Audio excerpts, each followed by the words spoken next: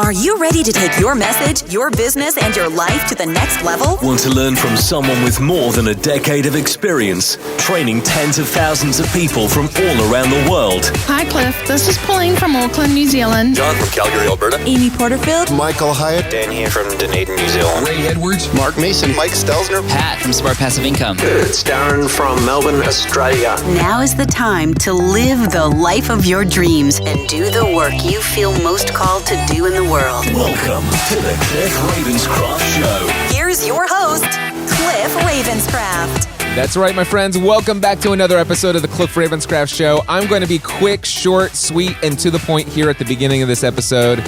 Just quickly, I'll let you know that this week, for me, Tuesday, May 1st, I did 2 different podcast interviews.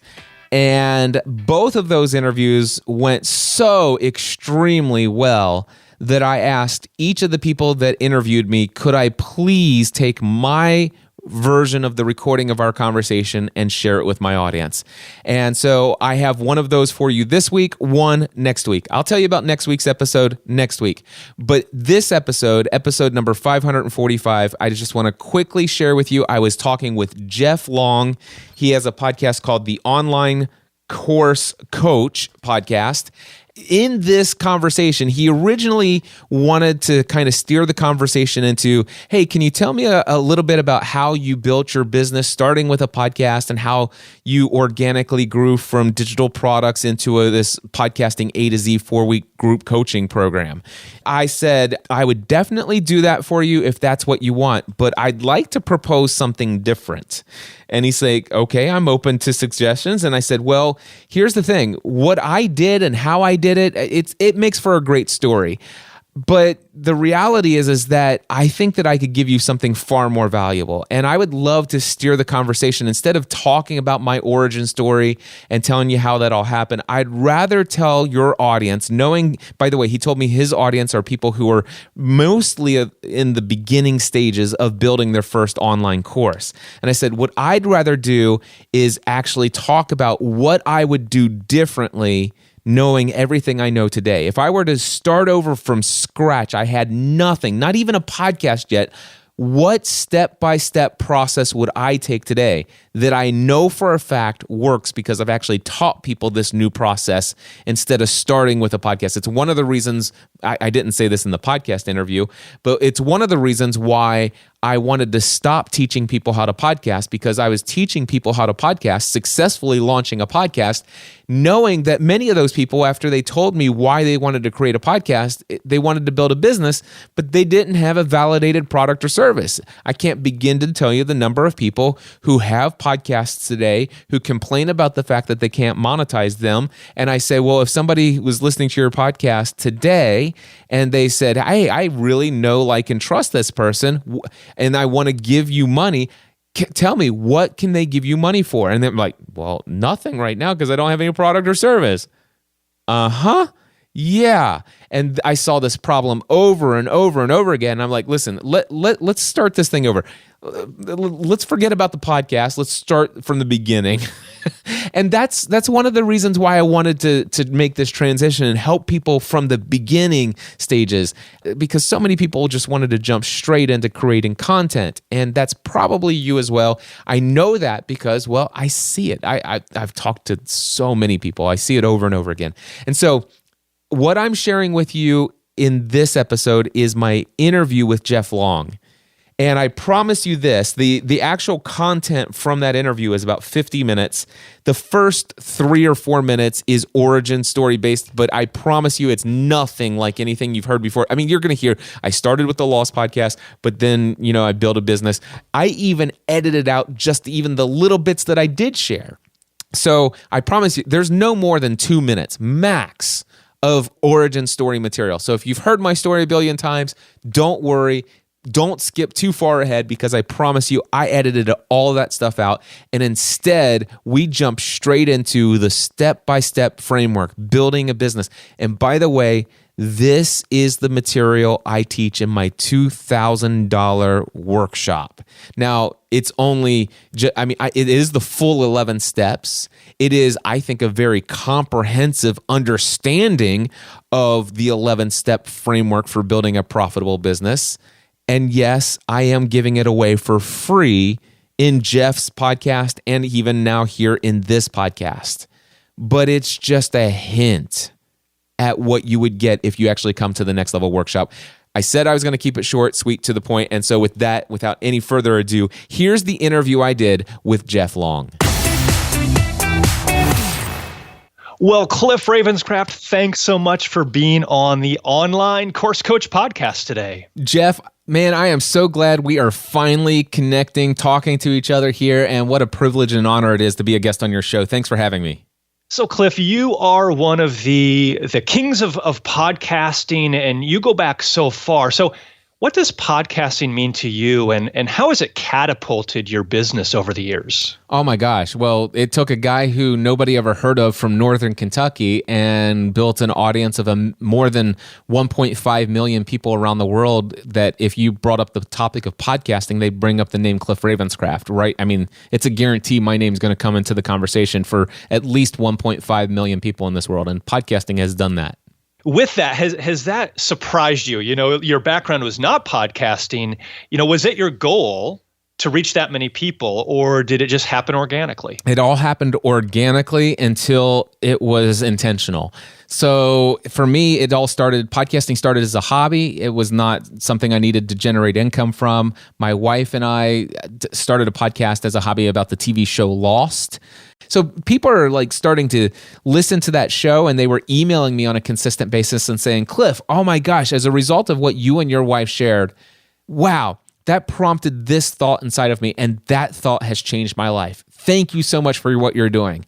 And people started asking us all kinds of questions that were not related to the TV show Lost, but I was actually answering in email form to all the people who were asking these questions like, hey, can you tell me more about this idea of living debt-free that you and your wife are talking about? Who's this Dave Ramsey guy, and how do I learn how to become debt-free? Those kind of questions. And so I started getting so many of those that we launched another podcast called Family from the Heart, which we did every single week all the way up until last year. So we did it for 12 years. Since then, I had launched, I've done over 30 different podcast shows, over 3,700 podcast episodes with my voice in them. And after about 18 months, no, it was actually 12 months, I started a show called Podcast Answer Man because I realized, man, I could make a living teaching people how to podcast because people had been paying me already to do that. I was generating a couple $1,000s a month. And about 18 months into my journey, I said, hey, I wonder what life would be like if I actually did this full time and left my soul-sucking career as an insurance agent. And I did that. And since January 2008, I intentionally built this audience. So for me, it took me by surprise at first. And then once I learned what really drew people in and what worked, it no longer was surprising to me. So since podcasting has been so good to you, and you've been such an industry leader, you've helped, so many of the top podcasts get up and running.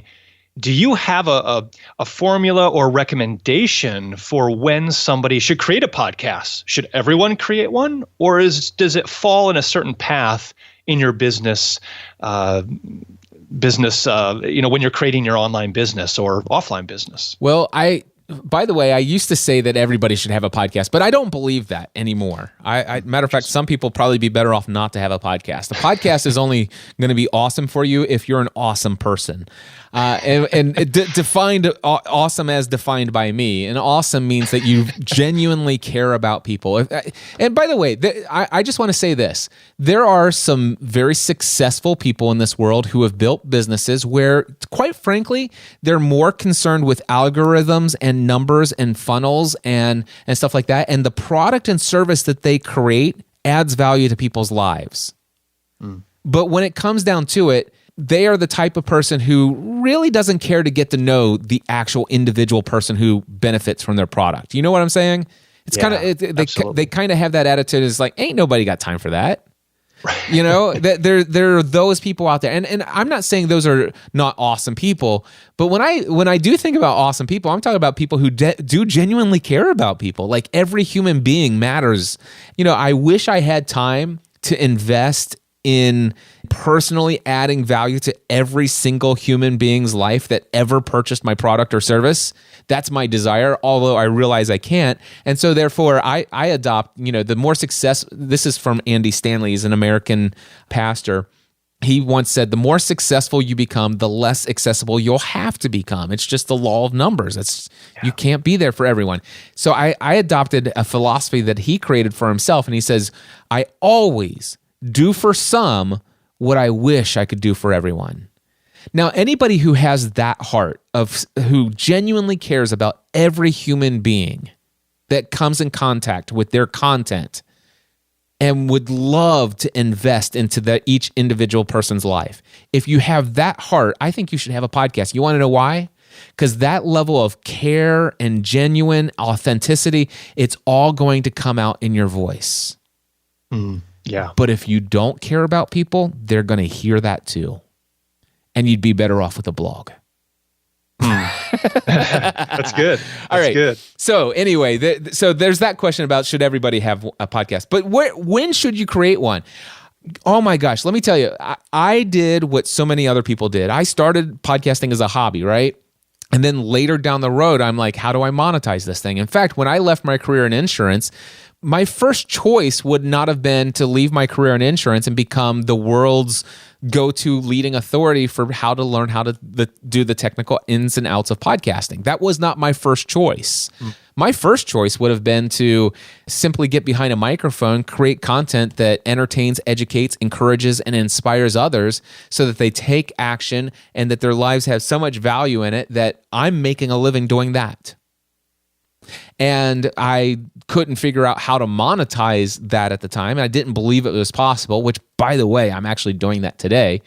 But I didn't believe it was possible back then. And so I'm like, how do I monetize this? How do I monetize this? And that's the problem that I've seen with so many people. Cliff, I've been podcasting for 18 months. I've been podcasting for 2.5 years.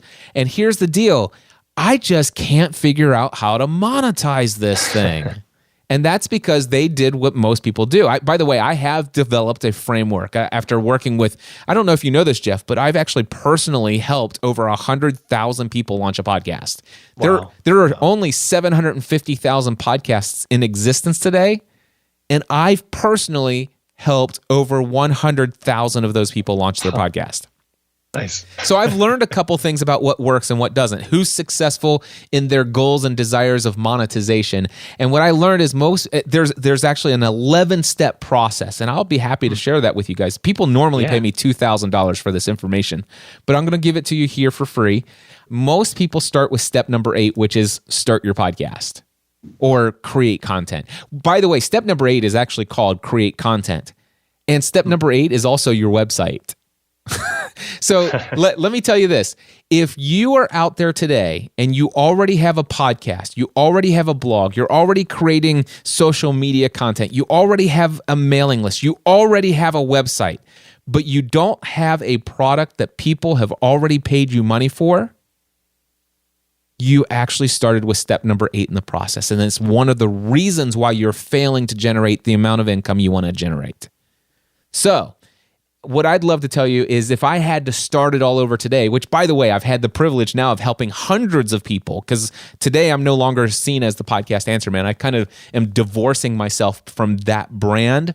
I'm very thankful for where it's brought me, but there's more that I want to offer to the world, and I want to be seen more in helping people take their business and their actual life to the next level, not just their podcast to the next level. So anyway, I want to share with you a step-by-step process that if you were to go through this, I've seen it work in hundreds of people's lives. Like literally, I had somebody who came to my next level workshop 3 weeks ago, and they're already generating serious income from a $649 product.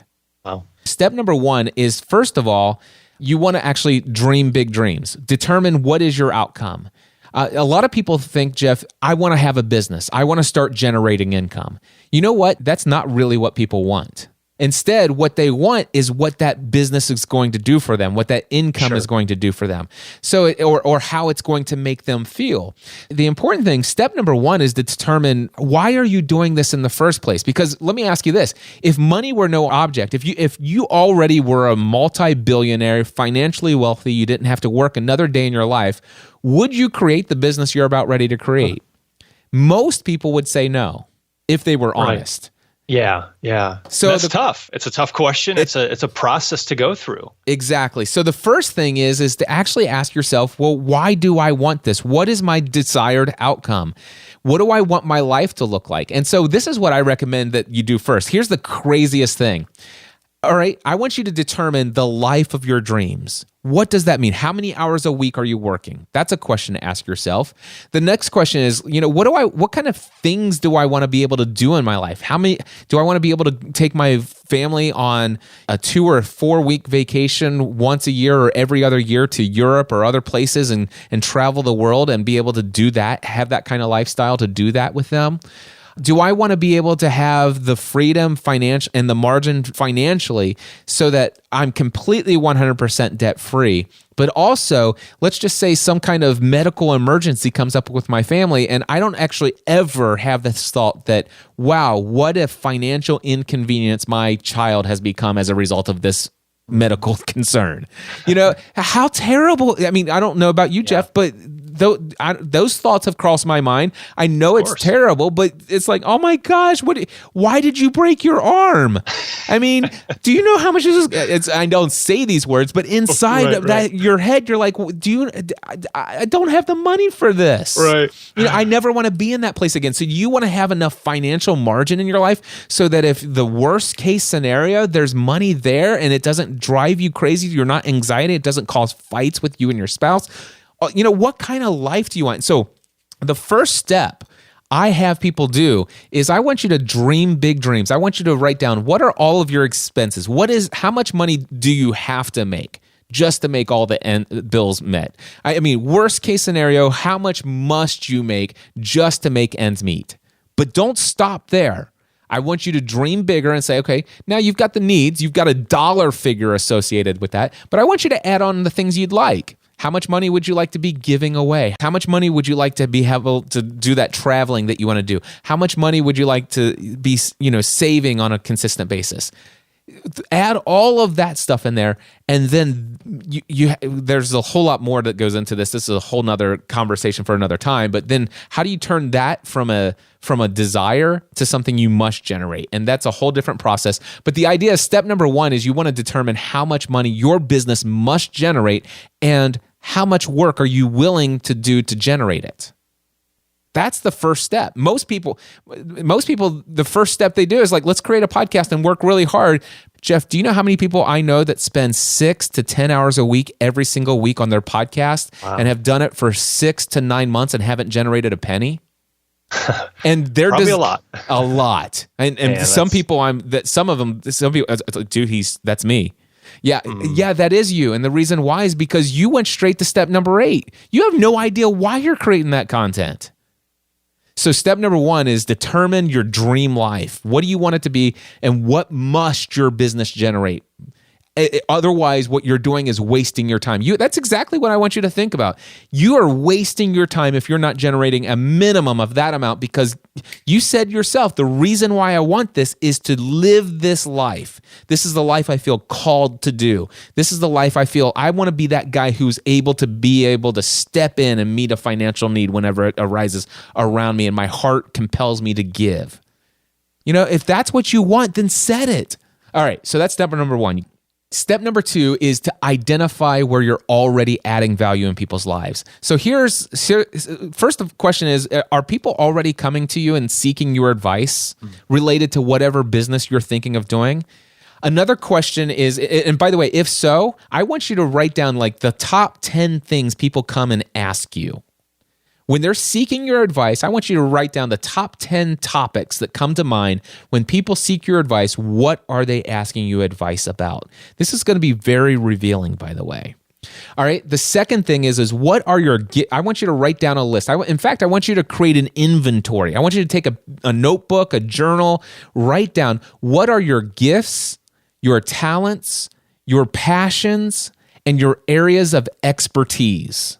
And also, let's just throw in all of your experience as well. So, for example, I made a list of this. Like, for example, I have, when I was an insurance agent, I had more than 12 years of the most dynamic sales and marketing training you could possibly imagine. So when actually somebody hires me as a mentor or a coach for their business, not only do I have the technical aspects of podcasting and social media, building a community, having a network of friends, successfully selling online courses, all of those other things, I also have 12 years of sales and marketing training. I know more about sales and marketing that could radically alter your life in a 45-minute conversation. By the way, today people pay me $1,500 for just a 1-hour conversation. And I've had people like within 1 hour, instantly within that conversation, walk away and generate $10,000 to $15,000 worth of income as a result of a conversation. That's what I bring to the table. So do you have any experience, any skills that you bring to the table? You want to actually make a list of everything you bring to the table, an inventory of what you bring to the table. And then do that first. Create your own inventory. And then I want you to think of, let's just say, at least 10 to 20 people in your life that find value in who you are and what you do. This is just people that have naturally found value in just being closely connected to you in some way, shape, or form. In fact, Jeff, you said earlier before we hit the record button, you've been listening to my podcast since 2008 or earlier. Is that correct? Mm-hmm. Absolutely. You would be a perfect person for me to send 6 questions to. Now, I don't want you to answer these questions, but I'm going to say these 6 questions. And the one thing that I love about podcasting, most of you are listening with some sort of podcast app that has a rewind 7 seconds or 10 seconds or 15-second button. You'll want to do the work. I don't want Jeff to go and put all these things and transcribe all this into his show notes. But you can get these 6 questions if you just go back and listen to this enough. But here's the 6 questions you should be sending to people like Jeff, in my case. So Jeff, if I were to send you an email based upon the fact that since 2008 or earlier, you've consistently been... Have I added value to your life, by the way? Oh, absolutely. Okay. Absolutely, so, yeah. No, and, I hired you early on, but then listening to you through the years, absolutely. Yep. So knowing that I've added value to your life, I know that if I asked you these 6 questions, you would hit reply on the email and you would answer all 6 of them. Mm-hmm. There's no question in my mind that you would do it. Here are the 6 questions you want to send to about 10 to 20 people. Question number 1, what are my 3 to 5 unique qualities? Question number 2, what value do you get from connecting with me? Question number 3, what do you think is my professional strength? Question number 4, what do you think is my personal strength? Question number 5, what attribute is unique to me and separates me from all of the others? Question number 6, what is one quality that I seem to undervalue that you think I should be more bold about sharing? It's good. And by the way, this is step number 2 still. The whole idea is finding out, getting some kind of clue of who you are, where you're already adding value, what people are seeing in you. Also, it's coming to this place where you want to discover what is your, and I've learned it's called zone of genius. Yeah. Zone of genius. And man, when I discovered the zone of genius, my life was radically changed. Like in an instant, it was changed. This is a term that I learned from a guy named Gay Hendricks. He wrote a book called The Big Leap. All right. And by the way, I interviewed Gay Hendricks on my podcast, episode 519. You can find it at, I'm going to tell you, I used to be known as Podcast Answer Man. It's mindsetanswerman.com/519. I'm trying to recondition people to see me as the Mindset Answer Man these days. So I love it. mindsetanswerman.com/519. That's my interview with Gay Hendricks. Go read his book. Discover. Step number 2, use all of the things that I just said. Make your own inventory first. Then add to your inventory the responses that you get from those 6 questions from the 10 to 20 people you send it to, and then read the book, The Big Leap. Yeah. It'll change your life. All right. So then what you do is once you've discovered your zone of genius and how you want to help people, now you're ready to move to step number 3. Step number 3 is determine your exact ideal customer. If you started with step number 8, I want to promise you this. Most of you probably have a podcast where you've attracted people who are not your exact ideal customer. Or even a course. People might have a course that they think their audience is A, but it's actually B. Yep, exactly. And by the way, this is step number 3. This is how I walk them through it. You want to identify, number 1, identify people with money who have a problem that they are willing to pay to have solved. That you can and want to solve. This is every single word that I just spoke is extremely important. Number 1, people with money. Those people who have money, they have to have a problem that they are willing to pay to have solved. There's a lot of people who have a problem, they're just not willing to pay to have it solved. So just because you have a course that solves their problem, you got to find the people who are willing to pay to have that problem solved. And by the way, you may be excellent. You may be awesome and know exactly how to solve that person's problem. So therefore you can solve it. But guess what? You also need to want to solve it. Because if you don't, just because you can solve it, you'll have no problem creating the course. But if you don't want to solve it for them bad enough, you'll suck at marketing. Interesting.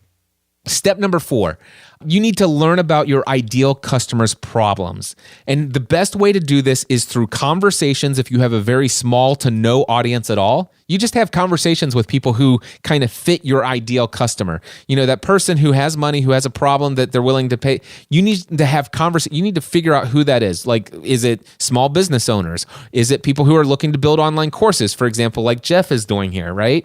So you need to find out who those people are. Go find one person who fits that description and have a conversation with them. And by the way, if you have any number of people, that is a group of people, you might even be able to do a survey. But in the conversations that you have one-on-one or in the survey, there is one question that is the best question you could ever ask. And so, Jeff, your target audience are people who want to build online courses, right?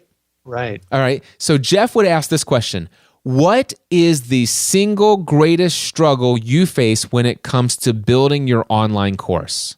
The question is the same for everyone. What is the single greatest struggle you face when it comes to fill in the blank? Now, what you're going to get in response to that is you're going to get a list of problems.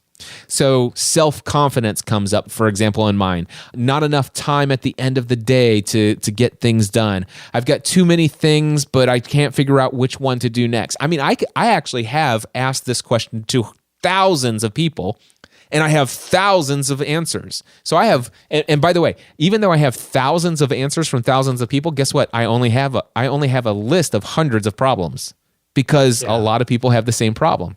Now, the thing is I don't have enough time at the end of the day. That's the problem. In step number 4, when you're learning about your customers' problems, you don't want to just learn about their problem. You need to explore what pains they have that are associated to that problem. So here's the problem. I work all day at the day job. I come home, and by the end of time with dinner with the family, and then I sit down and it's like, man, I've got so much to do. I don't even know what to do. That's the problem. And I feel overwhelmed. And I just don't have enough time. Well, what pain is associated? I'm not having sex with my wife anymore. Boom. Difference between a pain and a problem. Do you get the difference? Yeah. Yeah. When it's kind of an activity I do is kind of the so what game, So a lot of times it's, okay, I come home, I don't have any time for my family, so what? And then they say, well, maybe it's a sex thing. Maybe it's I can't get any, headway in my business. And you keep asking that so what question. And a lot of times that will get you to the root cause of what's actually either holding them back or, whatever that issue can be. And you'll want to make sure that you pay attention to the exact language that they use when they talk about their pains. Exact phrases, the exact way that they phrased their expression of that pain. Because those things you'll want to write down because you'll use that in your sales material much later in this process. Yeah. So step number 4, learn about your ideal customer's problem. Step number 5 is now you determine what types of products and services will you offer to your target audience. All right. I suggest everyone start with one-on-one coaching. Everyone start with one-on-one coaching. Here's the thing. You may actually have your target audience. You've done some conversations, you've done some surveys, you found a problem. You now know people who have money, who have a problem that they're willing to pay for, and you can and want to solve it. So most people, what do? They instantly jump in to create that 6-week course, and it's going to take them 3 months to create it. Well, guess what? The problem is you are so well skilled and well suited to answer that problem. This problem is so easy for you to solve for them because you covered that problem years ago. For example, for me, my first year from going from my career as an insurance agent into being full-time self-employed, that was 2008. That was 10 years ago. And I'll be honest with you, Jeff, I have learned a lot over the last 8 or 9 years that have radically changed my success in my business, the way that I think, the way that I do things. And to be quite frank with you, I've forgotten a lot of the struggle from 2008. Sure. Some of it's intentional. And the reality is if I was to build a course without actually getting reconnected to people who are currently in that first year of their business, it's called the curse of the familiar. You'll leave out all the basic stuff. You'll be talking high-level stuff, and they're like, yeah, that's all great. I get that, but you don't understand. It's like, oh, yeah, I do remember that feeling. I do remember that doubt. I do remember not getting any sleep that night because I thought I was having a heart attack. Wow. Maybe I should include that in my course. See, the thing is when you work with people one-on-one, you'll actually learn what it is people need to know, more of the basic stuff that you would have actually overlooked. So I encourage you to start out with some one-on-ones. By the way, we're going to get into some other things here in just a second about validating your product, but that's another great way to validate your product, to see if can you get just one person to hire you as a coach for an hour to talk about solving that problem? Dude, that right there is some indicator of whether or not maybe creating a course is a good idea. Mm-hmm. Anyway, so that's step number 5 is products and services. And of course, from one-on-one, then I recommend starting, moving into some of the online courses and other digital products, other group coaching, other things you could do. Anyway. Well, let me interrupt you real quick, because I think you brought up a really interesting point about a lot of times the expert forgets what the beginner needs to know. They forget that first couple steps. And I think that is one of the biggest things that I see with course creators, with teachers, with experts, is that very thing. They're thinking, oh, I'm going to teach, my 10 years of experience to an audience that is in day one.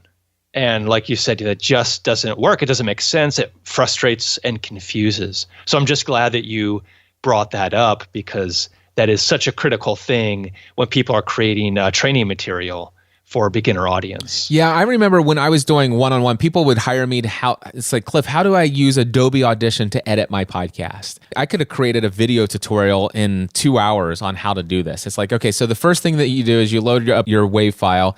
And as soon as you do that, and it's like, by the way, when I did this one-on-one, it's like, Cliff, what's a WAV file? Right. Oh. Okay, so a WAV file is a file that is uncompressed. It's got the original, it's a large file because it has every single bit of every sound that's there represented in this massive form. What's an MP3 file then? Because you said the ultimate thing we want is an MP3 file. Well, an MP3 file is a file. So it's like, what? You didn't know this? Of course they didn't know this. It's like, okay. And so I'm like, okay, so the first thing we're going to do is take the selection tool. It's like, what's the selection tool? For me, I was thrilled that I worked with like 15, 20 people teaching them how to do Adobe Audition one-on-one, and got all of those basic questions so that by the time I actually created my actual recorded tutorial as a downloadable product, I knew all of the basics that needed to be in there. So exactly what you just said. All right. Step number 6 in the process is to create your value proposition statement. This is basically your elevator pitch. For example, mine is this. My name is Cliff Ravenscraft. I'm a business and life coach. I mentor coaches, consultants, and thought leaders through the transition from their unfulfilling day job to their own profitable online business so that they can live the life of their dreams and do the work they feel most called to do in this world. The question is somebody asks you, what do you do for a living? The idea is, do you have an answer that you can come up with off the top of your... By the way, I never recite that word for word for people. Sure. There's a version of that on the homepage of my website at cliffravenscraft.com, but it's not even word for word that. But that's the basis. The important thing is that you create a value proposition. This is how I propose that I add value to the world. Who am I? What's my professional identity? What problem do I solve for people? How do I solve it? And why do I solve it? The idea is that when I tell you who I am, I'm a business coach. I help people who have lived a lifetime as an employee escape their unfulfilling day job and create a profitable online business so that they can live the life of their dreams. I might say that. Now, I can tell you right now, there are one of 3 responses that I want to happen as a result of me saying that statement. Number 1, if the person happens to be somebody who is stuck in an unfulfilling day job, I want them to say, oh my gosh, that's me. Tell me, how do you help people like me?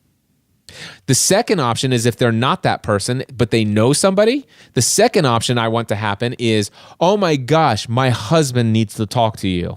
Or it's like, my brother needs to talk to you. Or the third one is like, oh, that's interesting. And then they forget about it until 3 weeks later, they go out to lunch with a friend who's confessing, I hate this job and I feel so unfulfilled. And they think, oh my gosh, you need to talk to Cliff Ravenscraft. You see what I'm saying? That's the 3 options. So the question is are you able to, in one statement, with confidence and congruency, state exactly who you are, how you add value to people's lives, who you help, how you help them, what you help them to do, and why. All of those things. So that's your value proposition statement. Then step number 7 is you've got your product or service. You're telling people who you are, how you help. They ask, oh, well, how can I get some of that? Then step number 7 is to validate your product, or actually validate your business model. So make it a goal to get your first paid customer in step number 7. Your product is not validated until at least one person has paid you money to solve that problem that your product or service solves.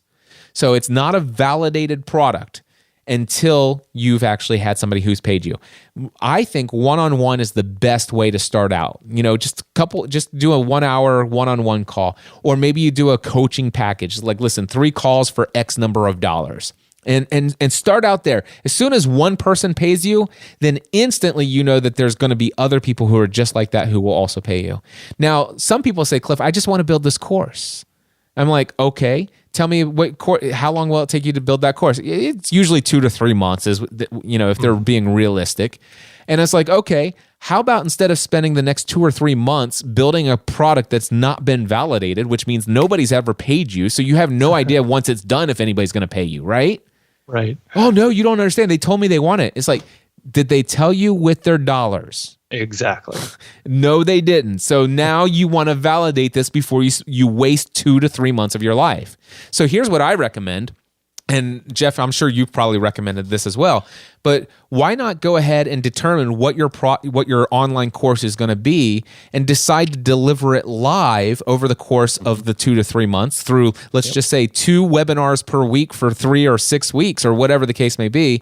Create the outline of the course, create the sales page, launch it 6 weeks from now, and by golly, spend the next 6 weeks not creating the course, but spend the next 6 weeks marketing it, selling it, and getting people to buy and give you money for that course so that by the time the course starts, you've already got at least 5, 10, 15, 20 people who have paid you money. Now, all of a sudden, the motivation to create that course, I promise you, once you got people's money, that you are going to be motivated to create that content for each of those webinars that you're going to teach. Absolutely. And then you deliver it live and you record it. And after it's recorded, you go back and do some post-production editing and you have yourself an awesome course that has been validated. That, my friends, is step number 7. Once you've done step number 7, then you can go to step number 8, which is content creation. By the way, this is where I suggest people create their website. Nice. Wait, but Cliff, didn't you say you wanted a sales page for that thing? Yeah, and you don't need a website to get a sales page. A sales page is a single HTML page. You can get those anywhere, and a URL that points to it. A buy now button. Don't go creating your logo for your website. You know how many people are wasting their time on their logos of their website? And guess what? You haven't even validated that that's the right product that you're going to sell. But I've got to get T-shirts and business cards and mugs and pens and, Exactly. So you want to wait until people have paid you money before you invest any time, effort, energy into building your website or creating your mailing list or even starting your blog, your podcast, your YouTube channel, your Facebook live stream schedule. All that stuff is step number 8 after you have received money proving that your product or service is valid.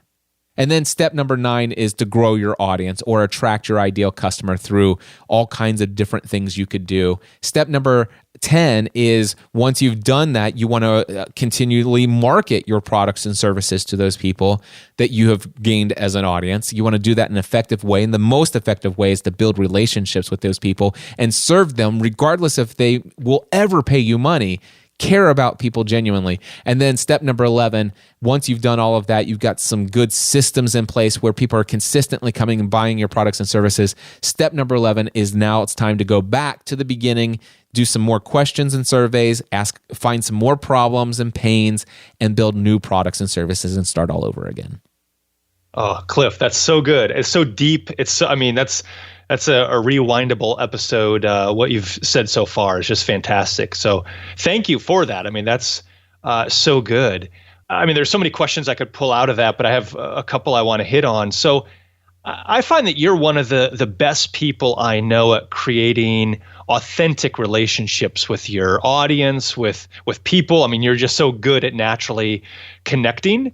And so how does somebody build or cultivate that engaged audience? You said step number 10 deals with that a little bit. Do you have any strategies? Is it a natural thing, or how have you found success in that area? You know how I just gave you an 11, basically what I just gave you, the 11-step process for building a product, that was one 1-hour session of my Next Level workshop.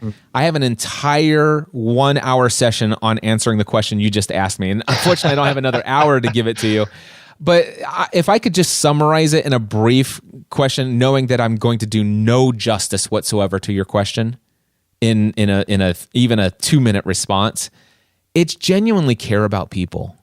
I'm telling you, every one person matters. When people email me, over the years as a podcast consultant, and trust me, I've worked with lots of people as a podcast consultant, the number one question people have is like, Cliff, I've been podcasting for 6 months and I only have insert number of downloads per episode. Some of those people where I only have 10,000 downloads per episode. I've been podcasting for 6 months and I only have 10,000 downloads per episode. I had some people, I have been podcasting for 6 months and I only have 3,000 downloads per episode. And I have people who say, Cliff, I've been podcasting for 6 months and I only have about 100 downloads per episode. And I'm like, yep, that's your problem. And they're like, what? What you just said, that's your problem. And they're like, I what did I say? I said, well, first of all, the word only is some kind of indicator of how you feel about those people. And by the way, the fact that you call them downloads is like, Jeff, do you listen to my show ever? Mm-hmm. Oh, yeah. I've never called you a download, my friend. Right. You're not a download. That's good. Yeah, you're not a download. Michael Hyatt listens to my show on a pretty consistent basis, and he's not a download. Dan Miller listens to my show. He's not a download. These people are not downloads. And by the way, even if they're not big name people, nobody is a download. They're a human being. And it's like, dude, I've been putting out my show for 6 months and I already have 100 people who show up every single week to hear every syllable of every word I say. This is so incredible. How can I get more of this? Yeah. Yeah. And by the way, if you actually had that question instead of the first question, you wouldn't have to ask me the question. Nice. Okay. Rewind that one back and listen to it 3 times and see if it hits.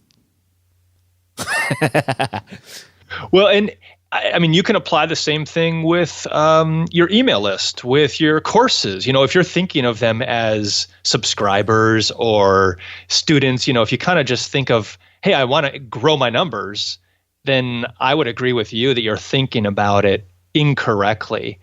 And so, just thinking about them as individuals and not numbers is a huge step in the right direction. That's the first step. And of course, there's so many other things you could do to market and grow your audience. But the first thing I can tell you is I get this one as well. Gosh, Cliff, I've been podcasting and I get absolutely no engagement from my audience. I've been doing this for a year and I don't get any engagement from my audience. And my question back to them is like, number one, I don't believe that's a lie. I mean, unless you're terrible, I believe that is a bold-faced lie that you believe. I don't think you're lying. I don't think you're intentionally lying to me, but you're lying to yourself. And so, like, what are you talking? I don't actually say it that bold. Sure. I can easily say it from this way, but I do somewhat call them out on it in a more gentle way. But here's the question I ask. It's like, listen, okay, so you've been podcasting for a year, or you've been creating content. It doesn't have to be a podcast. It could be a blog, social media, Facebook Live, YouTube. It doesn't matter. After 1 year, are you telling me you haven't received one comment on any piece of content you've ever produced? Not one single email. Not one person has ever emailed you. Not one person has ever left a comment. Well, yeah, it happens occasionally. It's like, well, what did you do with those people? Well, give me an example. If you could just remember one person over the past, 365 days that has left you any comment. Well, there was this one person who says, hey, thank you so much for creating this content. It really means a lot to me. This episode was very helpful. Well, let's go back and look at your response to that person. And of course, if I'm working with them one-on-one at the time, I'm like, I'll wait. Seriously, I want to see what you wrote back to that person. And that response is usually, oh, wow, thank you so much. So glad you're listening. Hope you have a great week. What? You want more of that? Right. Dude, go back to every person who's written you a comment or an email in the last year. They're still there, by the way. Gmail, it's in your Gmail archives. It's in the comments section on your YouTube channel or whatever, your social media posts. Go back and rekindle the conversation. It's like, hey, wow, you know what? When you told me this, I totally neglected to ask, hey, what's going on in your life that this spoke into? I'm really interested in learning more. Why? Just ask a question. Basically, every single person who ever responds to you, respond with a question, never with a statement. Always respond with a question. Carry the conversation forward. And people will say, well, Cliff, that's just not scalable. Well, you just told me you don't get any engagement. You didn't tell me you're getting so much engagement. How do I handle all this stuff? Right, I'm telling you how to get more. But you're telling me you don't want more because you're afraid of more. And eventually you get to the place like, you get more than you can handle. I'm at that place. But you know what? Every single day I do for some what I wish I could do for everyone. Yeah. And as I do that, I get more and more engagement. People's like, gosh, I talked to Cliff Ravenscraft, wrote me an email, and he must have spent like 2.5 hours writing that one email. And guess what? He did. I did. I do that at least once or twice a week. I will spend hours replying to an email. I don't do that for everyone. But I tell you what, it makes a huge difference in the lives of those I choose to do it in randomly whenever I feel compelled to do so in my heart, not so that person will ultimately buy my product or service one day, but because that's the person who God laid on my heart today. This is the person I should invest my time in right now. Yeah. When it goes back to, I wasn't taking notes because I didn't want my keyboard, clicking and clacking. I'm going to go back and do the show notes. But one of your initial steps in your 11-step process was to ask questions. And so when you are getting these emails, these blog comments or YouTube or whatever, that's an easy way to ask questions back. I love that you said that. That's one thing I do in almost every email correspondence is just ask what they're working on or ask what they're doing. And so I like the question you asked about, how did this content kind of speaking to you or help or encourage you. I think that's a really good way to phrase that. Yeah, I have so many more valuable insights on how to increase your engagement, how to grow your audience. It all centers around serving people, loving people, caring about people. I'll share with you one more. It's an extremely popular way. Matter of fact, George B. Thomas, he's even getting a shout out in your podcast. Okay, I don't even know if you know the name George B. Thomas. I don't. But he works with Marcus Sheridan. They do some HubSpot related stuff together. Yep. Anyway, George B. Thomas. So, by the way, I'm shining the spotlight on him to indicate the value of shining the spotlight on your audience as a method of actually showing that you care, which has the effect of actually growing your audience. So, this is like Inception here. All right, so here's the deal. George B. Thomas recently was interviewed on somebody else's podcast.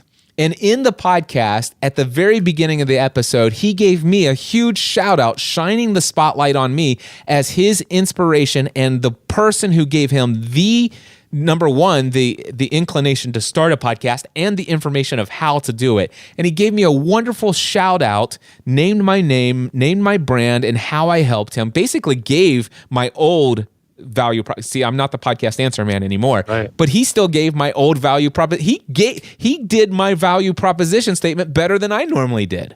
So he shined the spotlight on me. And guess what happened? In that episode, the person who interviewed him said, hey, here, he put it on Facebook. Hey, here's the interview with George B. Thomas. And by the way, in this episode, George mentioned so-and-so, so-and-so, so-and-so, and so-and-so. And every person that was mentioned in that episode by George was linked, including my name. So I got a notification on Facebook that I was given a shout out. Now, I had never heard of this podcast that George B. Thomas was interviewed on. And as a result of that, I'm like, hey, I wonder what this is. So I went and found the podcast, downloaded it, and listened for where I got the shout out. As a result of that, number one, the podcast got a download. And George B. Thomas got my appreciation. And now here I am talking about George B. Thomas. Do you see how just basically shining the spotlight? And now I'm shining the spotlight on George B. Thomas. And I bet you, I know for a fact, Jeff, there are people, even if I do nothing with this, there are people who listen to your show who know George B. Thomas. And you know what's going to happen? As a result of me shining the spotlight on how awesome George B. Thomas is and how he gives credit to people who have influenced and gave value in his life, now George B. Thomas is going to be notified by at least 10 or 15 people. It's like, did you hear what Cliff Ravenscraft said about you in his interview with Jeff Long on that podcast? And he's going to go search for this episode. Nice. You see where I'm, and who knows? And all of a sudden, George may actually start telling other people about how Cliff Ravenscraft told. It goes on and on and on, my friend. This is just the beginning. There's so much more, so much more. And by the way, and it's so much more effective when you're doing it because you genuinely care about people like George B. Thomas than as a marketing ploy to try to get more downloads. Sure. You know, Cliff, I can tell you love this. I can tell you're very competent at this, and I can hear it in your voice. You know, it's funny. I've had some family members of mine that say that they've listened to the podcast and they say, you know, Jeff, you sound a little different. You know, you sound more excited, more enthusiastic. And not that I'm this boring guy in real life, you know, I love my family, I love my life and all that, but when you're passionate about something, it comes through in your voice. And so I appreciate that about you, that you can tell you're a fountain of wisdom and knowledge. So I really appreciate you giving us these insights. I know you could speak for hours and hours more, but to respect your time, I won't hold you to that. But tell me a little bit about how you're helping people now with your workshops and other materials. Yeah, so the material that I shared here today was just a portion of it. You talked about I can help people for hours. So I have this one. It's called Building an Online Business, a Next Level Workshop. You can find it, by the way, at nextlevelworkshop.info. So if you want information about the Next Level Workshop, it's nextlevelworkshop.info. This is a 1.5-day event held here in my home, which I've actually built a home. It's called the home that podcasting built. We built a huge home, and inside our home, I built a training facility. So I teach people in my home in a classroom. So it's a 1.5-day event. The first day is literally 18 hours. And I'm like hardcore. I mean, what you got is just a taste of what happens in that. But it's basically how to build a profitable and successful online business around your passion, especially if you want to create online courses and digital products and do coaching and teaching and public speaking. And if that's your jam, that's what I help people do. So that's at nextlevelworkshop.info. Another thing that I've got going on is people who really struggle with the mindset is like, I just don't, that's great that Jeff does this. It's great that Cliff does this. They seem like they know what their passion is. I just don't even know. Or there's some people who know what their passion is. If you were to ask, man, what would life be like if I could do fill in the blank instead? They know what that thing is that they would rather do with their life. They just struggle believing it's possible. And for those people, I actually have an event.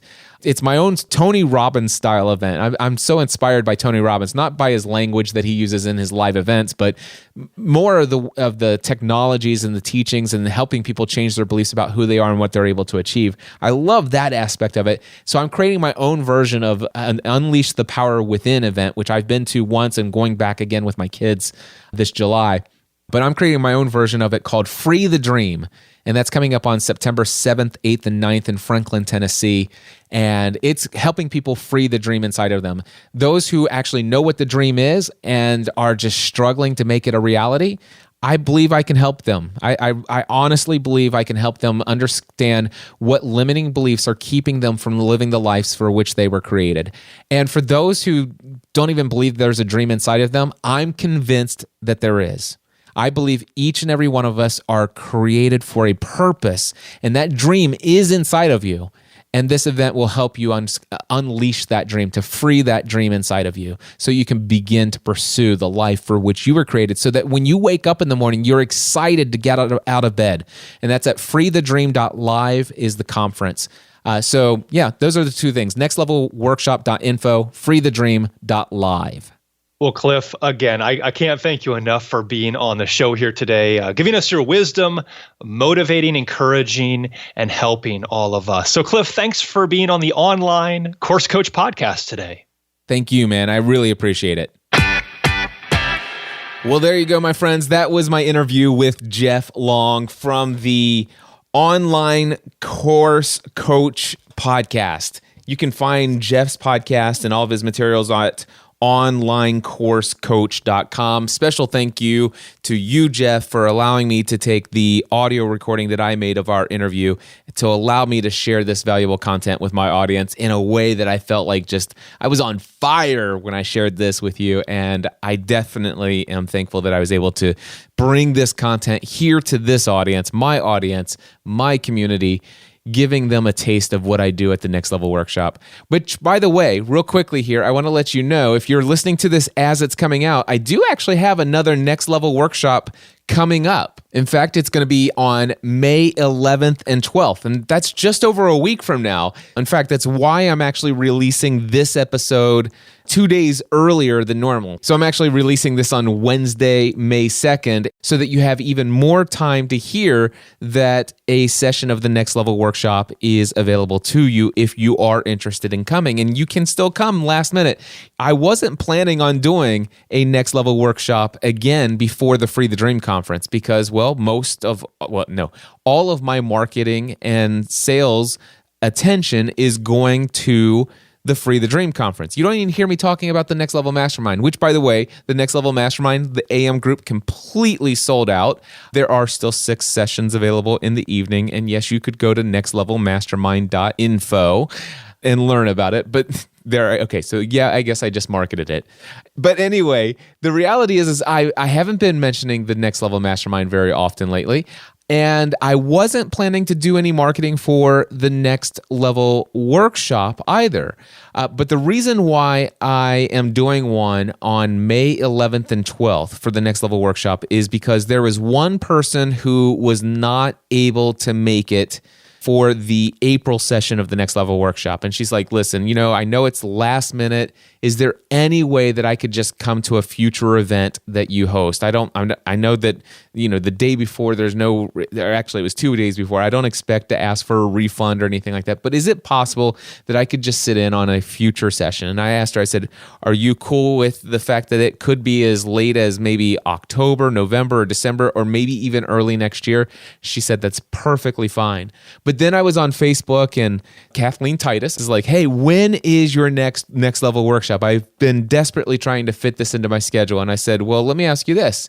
If I were to host another one, what date would work for you? And she gave me some dates, and May 11th and 12th were some dates that she chose. And I said, let me get back to you on that. And I went to the person who had missed the April session. I said, if I were to actually do a session on May 11th and 12th, would you be able to come to that one? And she says, absolutely. Let me know as soon as you decide. So I went over to Kathleen and I said, Kathleen, are you serious about signing up for May 11th and 12th? She said, yes. And I'm like, okay, go register. I just opened up the sales page over at nextlevelworkshop.info. So Kathleen went and immediately registered for the May 11th and 12th workshop. I reached out to Laura, who had said, yes, I will come to this one. So I already have 2 people registered. And in fact, right now, there are only 2 people registered, which I'm perfectly fine with. In fact, it wasn't even my intention to talk about the Next Level Workshop or even to market it in this podcast episode. But I just happened to do this interview with Jeff Long, and I felt compelled to share with his community, especially since they're creating online courses. And he said that his audience are beginners in that process. I'm like, man, let me give you my best material. That's what I want to give to you.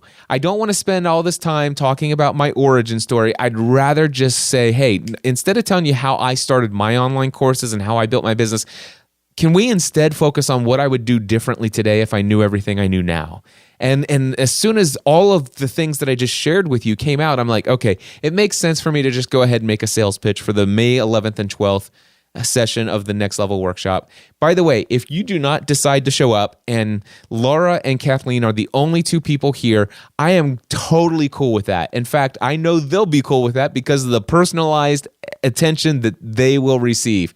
But I do know that there are about 20 other people who are on a waiting list for a future Next Level Workshop. I have emailed them once. I'll send them one more email. And now I'm mentioning it here. And so if you're hearing this before May 11th, you could still come.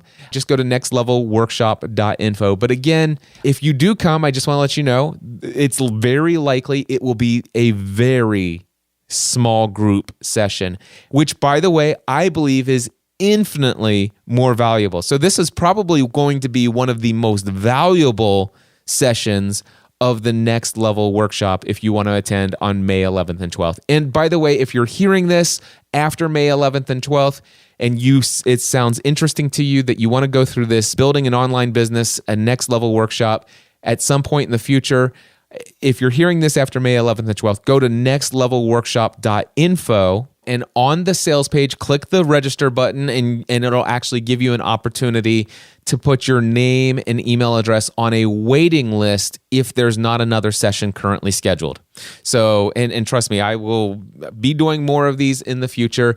And what you heard here, even, I actually was listening back. I went back and I did some editing on the interview that I just shared with you. And I did realize in the post-production of this that I said that the material, these 11 steps, came from just one session that's a 1-hour session inside of the Next Level Workshop. Well, earlier today, I was actually processing the audio recordings for those who were in the April session. I sent all of those out today, and I was mistaken. The 11-step process that I shared here, which was about 50 minutes worth of content, it's actually a 2-hour session. It's just that I do the first half, and then we take a break, and then we do a second half. So it's actually 2 hours that we go into much greater depth. And again, even all of that material is just a drop in the hat of what I actually share at the Next Level Workshop. So Yeah, I'm pretty excited about it.